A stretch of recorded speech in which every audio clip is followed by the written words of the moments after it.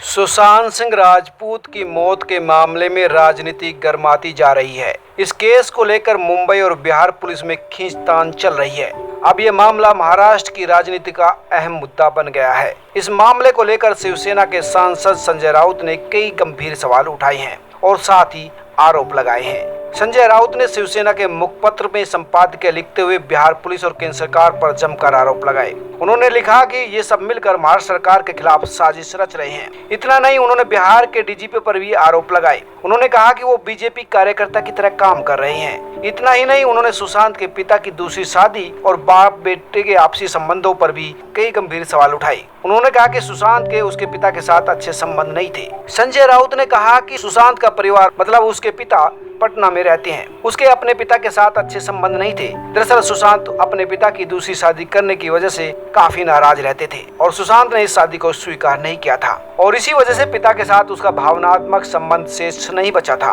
उसी पिता को बरगलाकर अब बिहार में एक एफआईआर दर्ज कराई गई। वह मुंबई में घटे गुनाह की जांच करने के लिए बिहार पुलिस मुंबई आ गई। संजय राउत ने कहा कि मुंबई पुलिस पर आरोप लगाकर बिहार सरकार ने केंद्र से सीबीआई की जांच की मांग कर दी और 24 घंटे के अंदर ये मांग मान भी ली गई। यह राज्य की स्वायत्तता पर सीधा हमला है। सुशांत का मामला कुछ और समय मुंबई पुलिस के हाथ में रहता तो आसमान नहीं टूट पड़ता, लेकिन यह राजनीतिक निवेश और दबाव की राजनीति है। उन्होंने यहाँ तक कहा कि सुशांत प्रकरण की पटकथा पहले ही लिखी जा चुकी थी। शिवसेना सांसद ने आगे कहा कि मुंबई पुलिस दुनिया की सर्वोच्च जांच तंत्र है। मुंबई पुलिस दबाव का शिकार नहीं होती, यह पूरी तरह से प्रोफेशनल है। सीना बोरा हत्याकांड से लेकर 26/11 आतंकी हमले तक का जवाब मुंबई पुलिस ने ही दिया। सशक्त सबूत जुटाए और कसाब को फांसी तक पहुंचाया। सुशांत जैसे मामले में केंद्र का हस्तक्षेप करना मुंबई पुलिस का अपमान है। इतना ही नहीं, संजय राउत ने सीबीआई पर भी आरोप लगाए और कहा कि सीबीआई का तंत्र स्वतंत्र और निष्पक्ष नहीं है। जिसकी सरकार केंद्र में होती है वो उसी की ताल पर काम करती है। उन्होंने कहा कि सुप्रीम कोर्ट से लेकर ईडी, सीबीआई जैसी संस्थाओं पर बीते कुछ वर्षों में सवाल या निशान लग चुके हैं।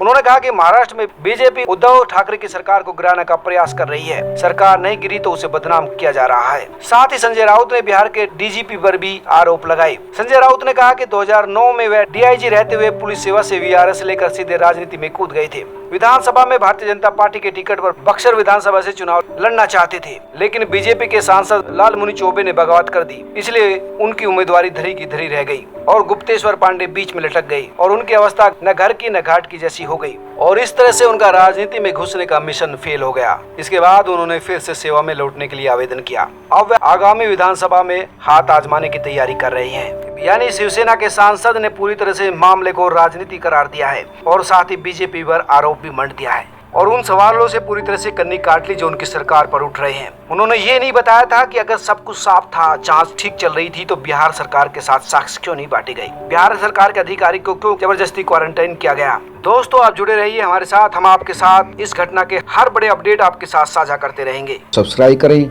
लाइक करें और अपने दोस्तों के साथ शेयर भी करें।